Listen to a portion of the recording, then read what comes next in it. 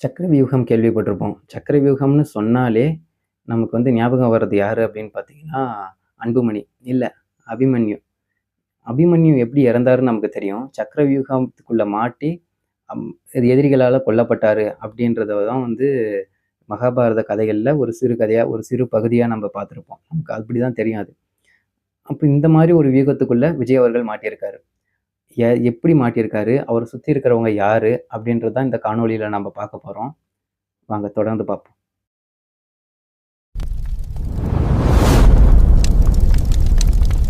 முதலாவதா நம்ம பார்க்க போறது யாரு அப்படின்னு பார்த்தீங்கன்னா, டிஎம்கே. டிஎம்கே வெர்சஸ் டிவிகே அப்படின்றத விஜய் அவர்கள் தான் ஆரம்பிச்சாப்புல. இதாவது 2 கட்சிகளுக்கு தான் இடையில தான் போட்டி அப்படின்னு சொல்லி அவர் ஆரம்பிச்சது. அந்த போட்டி உண்மையிலேயே அவர் ஆட்சிக்கு வந்த பிறகு, இப்ப இனிமேல் தான் அது தொடரவே போகுது அந்த போட்டி. உண்மையான போட்டி. இத டே 1ல இருந்தே ஆரம்பிச்சுட்டாங்க. டே 1ல அவரு பதவியேற்ற உடனேயே ஒரு ஸ்பீச் குடுக்குறாப்புல. அதுல கஜானா காலியா இருக்கு. அதனால நான் எனக்கு நான் சொன்ன அந்த திட்டங்கள கொண்டு வரதுக்கு எனக்கு கொஞ்ச நாள் கால அவகாசம் வேணுன்ற மாரி சொல்ல, இப்போ ஸ்டாலின் அவர்கள் அத கேட்டுட்டு என்ன பண்ணிட்டாரு, இவருக்கு வாழ்த்து சொன்ன கையோடையே கஜானாலாம் ஃபுல்லா தான் இருக்கு. அது மக்களுக்கு எடுத்து செலவு செய்யணும்னா, அதுக்கு ஒரு மனசும், திறமையும் வேணும் அப்படின்ற மாரி சொல்லிட்டாப்புல. இந்த மாரி தொடர்ந்து அவங்களுடைய ஆட்டத்த முதல் நாள்ல இருந்தே ஆரம்பிச்சிருக்காங்க. இது ஒரு பக்கம் இருக்கு. ஏன்னா டிஎம்கே கண்கொத்தி பாம்பா எப்பவுமே வாட்ச் பண்ணிக்கிட்டே இருப்பாங்க. டிவிகேவையும் சரி, விஜய் அவர்களையும் சரி. ஏதாவது ஒரு சின்ன தப்பு பண்ணா கூட, அத எடுத்து வச்சு பெருசா பெரிய பூதாகரமா அத கிளப்பி விட்டுருவாங்க. அது ஒரு பக்கம் அவங்களுக்கு ஒரு பிரச்சனையா இருக்கு. இன்னொரு பக்கம் பார்த்தீங்க அப்படின்னா, பிஜேபி. அதாவது இவர் எலக்ஷனுக்கு முன்னாடியே அவர் என்ன வேணாலும் சொல்லியிருக்கலாம். பிஜேபி என்னுடைய கோட்பாடு எதிரி, கொள்கை எதிரி அந்த மாரி. ஆனா ஜெயிச்சு ஒரு முதல்வரா வந்த பிறகு அந்த மாரிலாம் நம்ம சொல்ல முடியாது. ஒரு போருக்கு போறோம். போருக்கு போறதுக்கு முன்னாடி எதிரிய பத்தி நம்ம என்ன வேணாலும் பேசிக்கலாம். அவனுடைய தத்துவம் எனக்கு பிடிக்கல. அவனுடைய மொழி எனக்கு பிடிக்கல. அவனுடைய பேச்சு எனக்கு பிடிக்கல. என்ன வேணாலும் நம்ம வார்த்தையாக நம்ம பேசிக்கலாம். ஆனா போர்க்களத்துக்கு வந்த பிறகு, நீங்க கொள்கை, கோட்பாடுலாம் பேசிட்டு இருக்க முடியாது. ஏன்னா அப்படி பேசிட்டு இருந்தீங்கன்னா, எதிர்ல வர எதிரி உங்கள சச்சக்குன்னு சொல்லி மொத்தமா கதைய முடிச்சுட்டு போயிட்டே இருப்பாய்ங்க. அப்ப நாம என்ன பண்ணணும் அப்படின்னா, சண்டைன்னு போர்க்களத்துக்கு வந்துட்டா நேரடியா சண்டை போட்டு தான் ஆகணும். இப்போ முதல்வர் விஜய் அவர்கள் களத்துக்கு வந்திருக்காப்புல. வெளியில நின்னு கதை பேசுற மாரிலாம் இங்க இனிமேல் பேசிட்டு இருக்க முடியாது. நேரடியா பிஜேபியும் சரி, சென்ட்ரல் கவர்ன்மெண்ட்டையும் எதிர்த்து அவர் சண்டை போடக்கூடிய ஒரு நிலைமையில தான் இப்ப இருக்காப்புல. சண்டை போட்டே ஆகணுன்றது தான் நிலைமை. ஏன்னா, ஆல்ரெடி பிஜேபி மும்மொழி கொள்கைய இம்ப்ளிமெண்ட் பண்றதுக்கு ஆரம்பிச்சுட்டாங்க. அவங்களுடைய திட்டங்கள கொண்டு வரதுக்கான அ ஆரம்ப கால செயல்பாடுகள் எல்லாமே செய்ய ஆரம்பிச்சுட்டாங்க. இப்போ விஜய் அவர்கள் கவுண்டர் அட்டாக் பண்ணணும். அடுத்து ஏதாவது அத தடுக்கிற மாரி அவர் ஏதாவது ஒண்ணு பேசணும். அப்படி இல்ல அப்படின்னா, இது அவருக்கே திரும்பவும் பேக் ஃபயர் ஆகும். ஸோ பிஜேபி ஒரு பக்கம் இந்த மாரி இருக்கு. இது இன்னொரு பக்கம், வெளியில போற ஓணான எடுத்து வேட்டியில ஓட்டு மாரி, சும்மா இருந்த ஏடிஎம்கே அவங்க ஆல்ரெடி நாங்க உங்களுக்கு ஆதரவு தெரிவிக்கல அப்படின்னு சொல்லிட்டு போயிட்டாங்க. அத அப்படியே விட்டுருக்கலாம். ஆனா இப்ப என்ன ஆயிடுச்சு அப்படின்னா, அதாவது மைனாரிட்டி ஆட்சியாக இருக்கு அப்படின்ற காரணத்துக்காக, இவங்களுக்கு மெஜாரிட்டி வேணும் அப்படின்றதுக்காக, ஒரு டீலிங்ஸ்லாம் பேசப்பட்டு ஒரு பக்கம் ஏடிஎம்கேவ உடைச்சுட்டாங்க. ஏடிஎம்கேவ உடைச்சதுக்கப்புறம் என்ன ஆகும்? முதல்வரா இருந்த எடப்பாடி பழனிசாமி அவர்கள் சும்மா இருப்பாரா? அவரு ஒரு பக்கம் விஜய் அவர்கள் தான் இதுக்கு காரணம் அப்படின்ற மாரி, ஒரு பக்கம் அவரு வெயிட் பண்ணிட்டு இருப்பாப்புல. எப்படா சான்ஸ் கிடைக்கும்? இவங்களுடைய ஜோலிய முடிச்சு விட்டுறலாம் அப்படின்ற மாரி ஏடிஎம்கே தரப்புல இருந்து எடப்பாடி பழனிசாமி அவர்கள் ஒரு பக்கம் இருப்பாப்புல. இந்த பக்கம் மக்கள், அதாவது குறிப்பா என்டிகே. என்டிகேவ பொறுத்தவரை அவங்க ஒரு அமைதிப்படை. உள்ள வரமாட்டாங்க அவ்வளவு சீக்கிரம். ஆனா மக்களுக்கு ஏதாவது ஒரு பிரச்சனை, மலைய வெட்டுறான், மணல எடுக்குறான் அப்படின்ற மாரி மக்களுக்கு ஒரு பிரச்சனை அப்படின்னா, மக்கள் உடனே அவங்க தேடுறது யாரு அப்படின்னா, முதல்வர இருக்காது. என்டிகே வருவாங்க. சீமான கூப்பிடுங்க, நாம் தமிழர கூப்பிடுங்க அப்படின்னு தான் அந்த சைடு தான் போவாங்க. நாம் தமிழர பொறுத்தவரையிலும் அவங்களுடைய ஸ்ட்ராட்டஜி நீங்க பார்த்தீங்க அப்படின்னா, மத்த கட்சிகள் கிட்ட இருந்து மாறுபடுவாங்க. இப்போ ஏடிஎம்கே எதிர்க்கிறாங்க அப்படின்னா, எடப்பாடி பழனிசாமிகள் அதிகபட்சமா என்ன பண்ணுவாருன்னா அப்படின்னா, ஒரு அறிக்கை விடுவாப்புல. உங்கள எதிர்த்து ஒரு அறிக்கை விடுவாப்புல. டிஎம்கே என்ன பண்ணும் அப்படின்னா, அறிக்கை விடும். இதுல சட்டமன்றத்துல பேசுவாங்க. அத மீறி அவங்க போராட்டம் பண்ணணும்னா, வீட்டுக்கு முன்னாடி கருப்பு சட்டை போட்டுக்கிட்டு, கருப்பு கொடிய காட்டிட்டு போயிடுவாங்க. ஆனா, நாம் தமிழர் வரும்பொழுது என்ன ஆகும் அப்படின்னா, கிட்டத்தட்ட நூத்துக்கணக்கான பேர், ஆயிரக்கணக்கான பேர ஒண்ணு திரட்டுவாங்க. திரட்டி ஒரு மக்கள் புரட்சி மாரி மக்கள் மத்தியில இருந்து அவங்க பேசுவாங்க. அப்ப அது என்னாகும் அப்படின்னா, என்டிகே வெர்சஸ் டிவிகே, சீமான் வெர்சஸ் விஜய் அப்படின்லாம் போகாது. டைரக்ட்டா மக்கள் வெர்சஸ் விஜய் அப்படின்ற மாரி போயிடும். எந்த மக்கள நீங்க ஆள்றீங்களோ, அந்த மக்களுக்கு எதிராகவே நீங்க சண்டை செய்யணும் அப்படின்ற மாதிரியான ஒரு சூழலை கொண்டாந்துருவாங்க. அதுதான் வந்து என்டிகேவோட அப்ரோச்.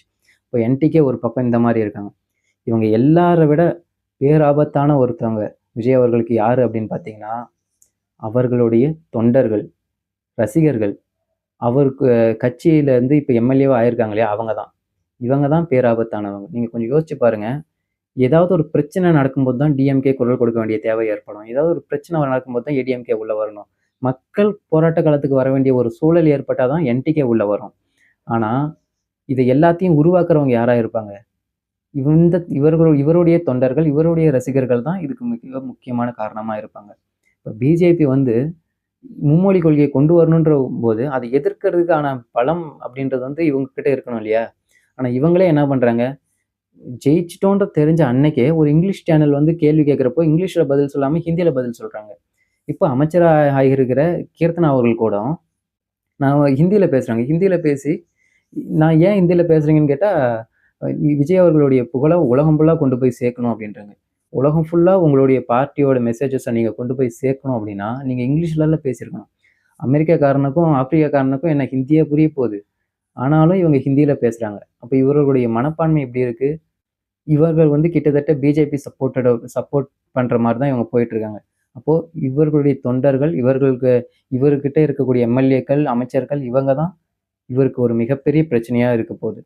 இப்படிப்பட்ட ஒரு சக்கர வியூகத்துக்குள்ள தான் விஜய் அவர்கள் மாட்டிட்டு இருக்காப்புல. மக்கள் என்ன நினைச்சிட்டாங்க, நம்மளெல்லாம் காப்பாத்துறதுக்கு விஜய் வந்திருக்காருன்னு நினைச்சிட்டாங்க. நமக்கெல்லாம் ஒரு பிரச்சனை அப்படின்னா விஜய் வந்திருக்காரு ஓகே. இப்ப விஜய் அவர்களுக்கே ஒரு பிரச்சனை அப்படின்னா, விஜய் அவர்கள் எங்க போவாப்ல? யார் வந்து அவர காப்பாத்துவாங்க? இதுல இன்னும் ஒரு முக்கியமான விஷயத்த நம்ம பார்க்கணும். இந்த இப்ப நம்ப சொல்றது அப்படின்றது வந்து விஜய் அவர்கள ஒரு நல்லவராகவும், விஜய் அவர்கள் உண்மையாகவே மக்கள வந்து நேசிக்கிறாரு. மக்களுக்கான ஒரு ஆட்சிய உருவாக்கணுன்றதுக்காக தான் வந்திருக்காரு அப்படின்னு நம்பி, நாம இந்த பார்வைய வைக்கணும். விஜய் அவர்கள் இந்த வியூகத்துல மாட்டியிருக்காரு அப்படின்னு. அப்படி இல்லாம, ஒருவேளை ஒருவேளை விஜய் அவர்கள் பிஜேபியோட ஆளா இருந்தாலோ, இல்ல பிஜேபிக்கு வெளிநாட்டுல இருக்கிற பல அமைப்புகள் இருப்பாங்க. இவங்கலாம் வந்து ஒரு வளர்ந்து வரக்கூடிய ஒரு நாட்டையோ, ஒரு மாநிலத்தையோ அழிக்கணும் அப்படின்னா, அங்க பிரபலமா இருக்கக்கூடிய யாரையாவது ஒருத்தர வந்து அந்த நாட்டுக்கு தலைமை தாங்க வைக்கிற மாரி பண்ணிடுவாங்க. பண்ணிட்டு அவங்க மூலியமா இந்த மாரி பிரபலமா இருந்து வரக்கூடிய பல பேருக்கு அது எங்கிருந்து வருவாங்க அப்படின்னா, ஒரு மியூசிக் இண்டஸ்ட்ரியிலேருந்து வருவாங்க. அப்படி இல்லனா சினிமா இண்டஸ்ட்ரியிலேருந்து வருவாங்க. சோசியல் மீடியால பிரபலமான ஆட்களா இருப்பாங்க. இந்த மாரிலாம் இருந்து அவங்க வரும்பொழுது, கோமாளிகள் கையில நாட்ட கொண்டு போய் குடுக்குறது அப்படின்றது, குரங்கு கையில பூமாலைய குடுத்த கணக்கு தான். அந்த பூமால வந்து அ ஏதாவது ரோஜா பூ மாலையா, இல்ல மல்லிப்பூல கட்டினதா, இல்ல சாமந்தி பூல கட்டினதாலாம் அவங்களுக்கு தெரியாது. குரங்கு கையில எது குடுத்தாலும் அத தூக்கி பிச்சு பிரிஞ்சு எரிஞ்சிரும். அந்த மாரி தான். இந்த மாரி பிரபலமா இருந்து ஒரு நாட்டையோ, இல்ல ஒரு அரசியலையோ பத்தி பெருசா புரிதல் இல்லாத ஒரு ஆட்கள கொண்டு வந்து அந்த நாட்டுக்கோ, அந்த மாநிலத்துக்கோ தலைமை பொறுப்புல உட்கார வச்சுர்றது. அப்ப இவர்கள் எந்த மாரி அந்த நாட்ட ஆளுவாங்க? கண்டிப்பா அது வந்து ஒரு ம் பொருளாதார சிக்கல்லயோ, இல்ல ஒரு புரட்சிக்கான ஒரு தேவையையோ அது உருவாக்கி விட்டுடும். அப்படி ஒரு நாட்ட அழிக்கணும்னு நினைக்கிறவங்க இந்த மாரியாக சில பேர கொண்டு வரலாம். அந்த மாரிலாம் ஏதாவது விஜய் அவர்கள் மாட்டியிருந்து, அந்த மாரியான பின்புலத்துல இருந்து அவர் வந்திருக்காரு அப்படின்னா, இந்த வியூகத்துல மாட்டுனவர் விஜய் அவர்கள் இல்ல. இந்த வியூகத்துல மாட்டுனது டிஎம்கே, ஏடிஎம்கே, என்டிகே, தமிழ்நாட்டு மக்கள் தான். யாரோட வியூகத்துல மாட்டியிருக்கோம்னு தெரியல. நம்மளுடைய பார்வையில முதல் கட்டமா நாம என்ன வைக்கிறோம் அப்படின்னா, விஜய் அவர்கள நம்புவோம். யாரையும் நம்பாம நம்ம இருக்கக்கூடாது. முதல் கட்டமா நான் ஒரு நல்லவர் தான் நல்லது தான் பண்ணுவாரு அப்படின்னு நம்பிக்கை வைப்போம். அந்த நம்பிக்கையின் அடிப்படையில தான் நம்ம சொல்றோம். இவரு தான் வந்து இந்த வியூகத்துல மாட்டியிருக்காரு அப்படின்னு. இப்படிப்பட்ட வியூகத்திலிருந்து வெளியில வர்றது அப்படின்றது ஒரு 90, 95% வாய்ப்பு இல்ல. மிகப்பெரிய அளவுல அது வந்து அந்த வியூகத்துல மாட்டுனவங்களுக்கு ஒரு மிகப்பெரிய சேதாரத்த தான் அது உண்டாக்கும் அப்படின்றது தான் நம்மளுடைய பார்வை. ஒருவேளை விஜய் அவர்கள் இதையெல்லாம் உடைச்சு வெளியில வராரு அப்படின்னா, உண்மையிலேயே ஒரு அரசியல் கதாநாயகனாக தான் பார்க்கப்படுவாரு. இன்னும் 100 ஆண்டுகள் கழித்தும் அவருடைய பேர இந்த அடுத்தடுத்த தலைமுறைகள் வந்து பேசுவாங்க. அடுத்தடுத்த அரசியல் தலைவர்கள் வந்து இவர ஒரு உதாரணமா எடுத்துட்டு போவாங்க. பார்ப்போம். இந்த வியூகத்திலேருந்து அவர் வெளியில வராரா? இல்லையா? என்ன மாரி இருக்க போகுதுன்றத பொறுத்திருந்து தான் நம்ம பார்க்கணும். தமிழர், தமிழ்நாடு வளரட்டும்!